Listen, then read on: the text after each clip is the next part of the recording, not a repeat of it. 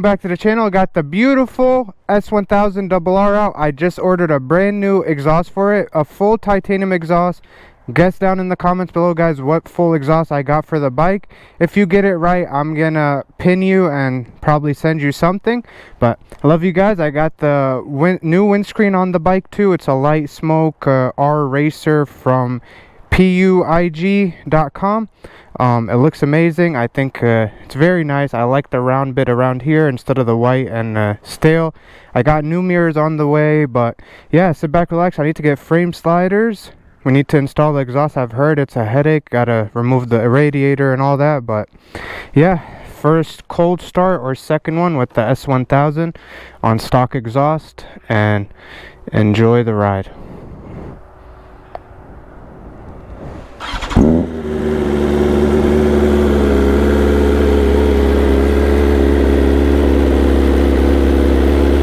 But yeah, what is going on, you guys? Welcome back to the channel. On the stock S1K, guys, I ordered a full titanium exhaust for this bike. You do not understand how excited I am, man. I spent insane money, guys, on that exhaust. It was almost $2,000, if not a little more actually, with shipping and tax, man. Oh my god. So sheesh, guys. But this bike does not sound good without, you know, a proper exhaust. I had to get you guys the proper exhaust for this bike.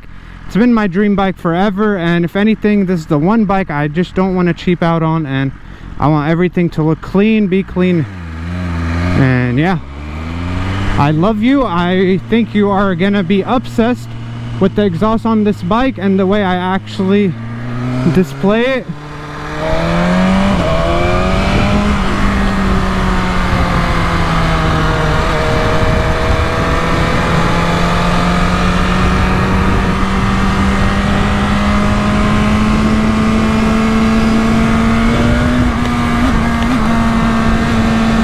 Yeah, I'm out taking rollers today. I'll add some of it in here. I don't think it's gonna be, you know, the YouTube form, more of, you know, shorts, TikTok, Instagram and stuff like that, but still want to showcase it to you guys.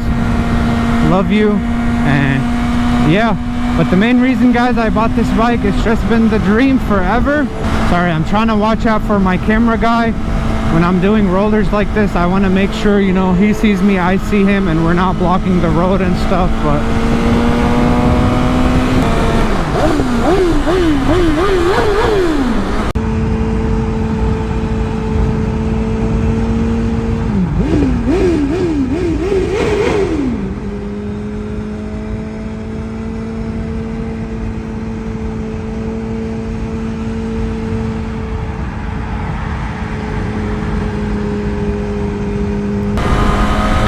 the Yamaha R1, like I said, it's just different sound, different monster. It was a crazy experience, still is a crazy experience every day. But the ZX10, man, was always a dream, as you guys know. I don't know why everyone skips the ZX10 and they go straight to the H2.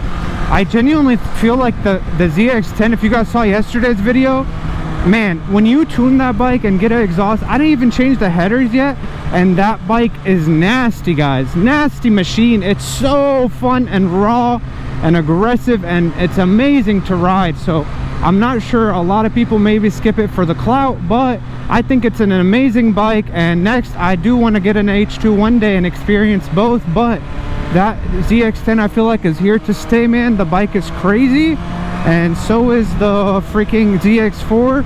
I love them both. The R1, guys, I'm not sure right now if I might take it out just for now, because the new version is coming out, the 25 and the R9. So I want to get the R9. I already bought that anyway, so that's coming. And then there's just too many bikes for now. And then I want to one day from ASAP Moto get the 25 Yamaha R1 as well. And to do that, you know, I gotta get rid of this R1. But I love you. You guys loved it a lot, you supported it a lot, but I'm always looking for the best next thing for you guys, the new experience and stuff. I might start adding ATVing and stuff, off-roading and all that content in the channel, because I want to get more and more bikes. This is the actual passion of mine since I was young. I had a crazy accident when I was 16 on my first ever motorbike that I begged my father to buy me for like 2 weeks. He went and bought it for me. Not even 2 days later, I crashed it, and I didn't listen to him. He told me don't go on the main roads. I was still young, like maybe 16. 10 years ago, 12 years ago. You know, I'm 28 now, so yeah, man, it's crazy. You evolve, you learn. That's why I ride more careful now. That's why I pay attention at all times. That's why I'm a little bit more hesitant with leaning too far and knowing the severity of the damage of crashing a bike on you and on your bike, but mainly on you guys. You have no protection on bikes, so that's why I don't, you know, be going too crazy these days, leaning and doing the most if I'm not, you know, all geared up. But once I go to the track, once I get gear and a full suit and stuff, I promise you I will be you know, doing everything you guys want to see. That ZX4, guys, it's going to be leaning to the rim, and hey, if we crash it, you know, proudly. But I love you, and now that I have some more experience building stuff, a little bit more budget, it's not as scary, you know, to lean, take some risk for you guys and learn more. But I love you. This bike has always been the dream. The exhaust I got has always been a dream as well, and the whole setup I want to put on this bike is just the exact way I've always wanted to have one. I've never in my life thought I would own one, guys. I don't know if the carbon wheels were a mistake or not, but they do feel a little bit stiff. I'm not gonna lie, like very stiff, so I'm almost regretting it a little. One of my friends told me, hey, if you're daily riding the bike, which I mainly do, he said don't get carbon wheels, they don't feel that good. But I didn't listen. For the looks, I went with carbon. They feel nimble and nice and light, but man, it's a little bit of a bumpy ride. It's like driving a very slammed low car. But yeah, so R9 next. I will document this whole freaking build start to finish. The windshield on now, the R Racer light smoke, new mirrors on the way, full titanium exhaust. I don't want to reveal what exhaust yet. I honestly just want to keep it a surprise just so you guys can see, and then from there we will see what we can change and build more on this bike to make it one of the best looking ones in the world, and hopefully keep it as long as we can. That's why I bought it with low miles. If I was just keeping it for a couple months, I would have just bought a high mileage one, you know, abused it and threw it away. But I do not want to do that with this bike. I'm planning on keeping it. This has been a dream, guys, ever since I was a kid. I mean, the S1K and the Kawasaki's, man, growing up, those were the two highlighted bikes always. The S1K especially, even the older gen, but I do love this new gen way more. But man, yeah, so bike is here to stay. We're at 930 miles. He changed my oil already. The RPM is unlocked, everything is unlocked.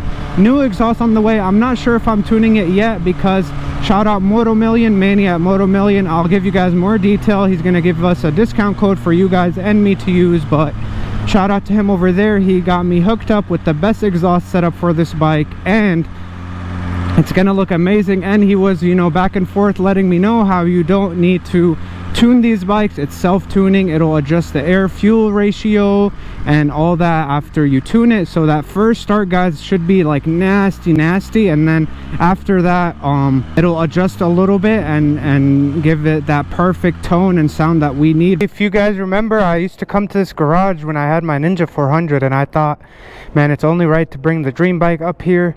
Guys, check out these carbon wheels in the sun. They absolutely look amazing. I don't know if you can tell on camera, but man, these wheels are crazy. And yeah, we're just gonna head back home now. We're done taking rollers with my friend. Hope you guys enjoyed the video. I'm gonna film as much as I can going back home. Might have not much battery left, but I was like, I want to share this experience with you guys, show you the bike around. Man, the bike looks crazy. The new windscreen looks beautiful. And yeah, let's get going. Let's start this thing up and head out of here.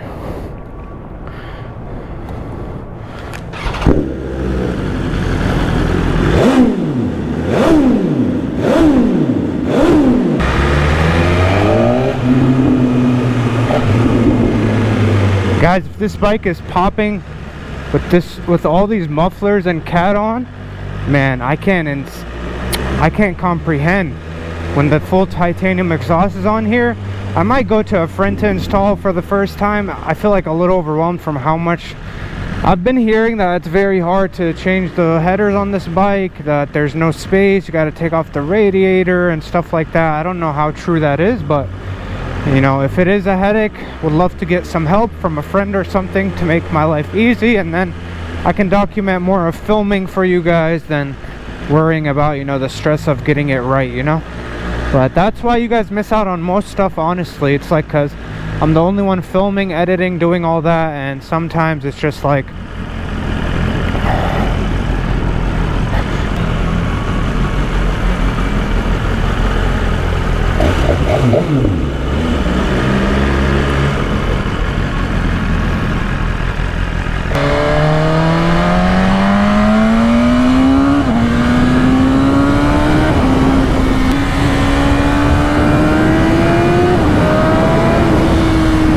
seat on this bike is so stiff, it legit hurts to ride it. If you guys know a nice aftermarket seat, let me know. S1K stock pulls, let's go, baby.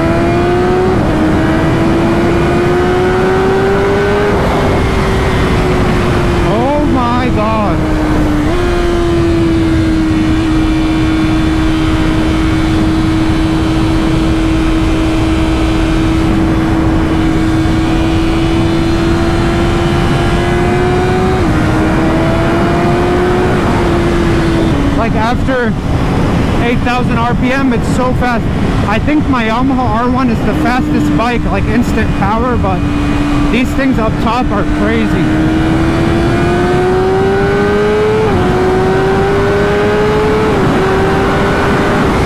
The honest reason I bought this bike, as you guys know, this is my all-time dream bike. I think it's the best sounding bike in the world.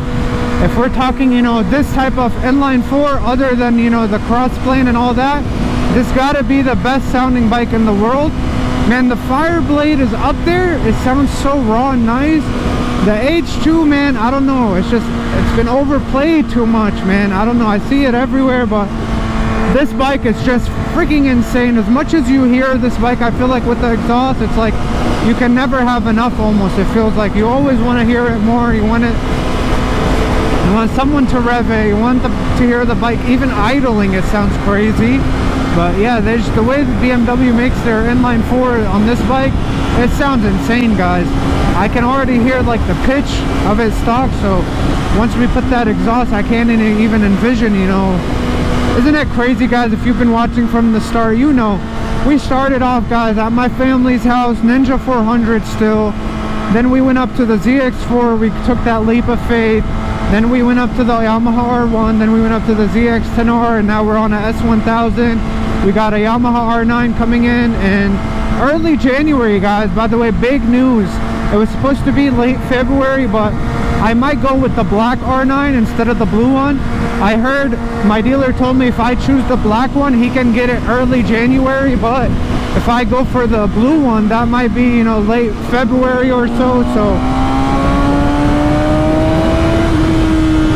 I don't think I want to wait. I want to be one of the first people to actually have it, like I did with the ZX4. So hopefully black Yamaha R9 early January. I don't want to wait any longer. There's a police right there. I have no plate on my bike, but he didn't bother. So beautiful, guys. Look at that. Woo! You guys are looking into getting into a bike, I honestly am not sure yet what's better, if it's the R9 or the ZX4 compared to their price. So just wait on me one more month until I get the R9, and then I can compare those two bikes for you guys, and you guys will see what's a better beginner bike. If you guys are thinking of doing something like a little bit more exciting, you know, than a Ninja 400 or a Yamaha R3, KTM 390, or whatever those bikes are, you know, the 2-cylinder bikes that we started with. So if you guys want to take it easy, start on those, upgrade in a little bit, then yeah. But if you want to go, you know, quickly a little bit up, I would go straight to R9 ZX4, man. The ZX4, especially if you're in the US, Canada, if it's not tuned, it's honestly like slow. You're not really going anywhere, so you do not have to worry. Let me know any videos, questions, comments below about any of the bikes that you guys want to know, or any videos you want to see with the bikes. But this bike, I might give it, because the exhaust is coming in a couple days, I might just give it a couple days, you know, a break, because there's almost no point riding it, guys, with this stock. It's just so quiet. But we're gonna go enjoy the ZX10, the R1, the ZX4. like I said, I might sell the R1, guys. I'm thinking about it. I'm weighing my options, not sure entirely yet, but I will let you guys know.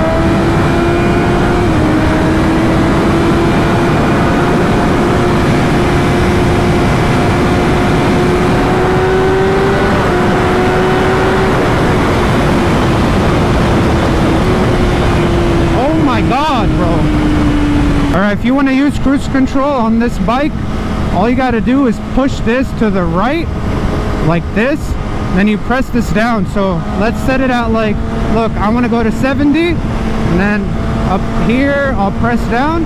As you see, it's set on 70, so now I can let go of the throttle, and it stays, it's like a car, it's crazy. So I have cruise control, I'm set going 70, no hands, so it's going by itself. If you want to brake or slow down, all you do is tap the brake, and that will deactivate the cruise control. So if I tap the front brake, it'll deactivate it. You can push it back to the left, and that will turn it entirely off from your dash. So that's how you use cruise control on a S1000RR. It's honestly pretty cool. Let's go again. So we're gonna go to the right, 75, press down, let it go. So now I can give a brake to this hand, and I can give a brake to my throttle hand while the bike is just going straight. It's crazy. So this is very convenient if you're on a long ride and you want to rest your right hand real quick.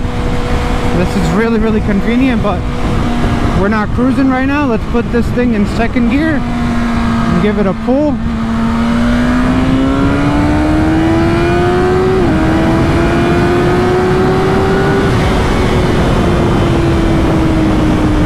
Come in front of me right when I'm about to go.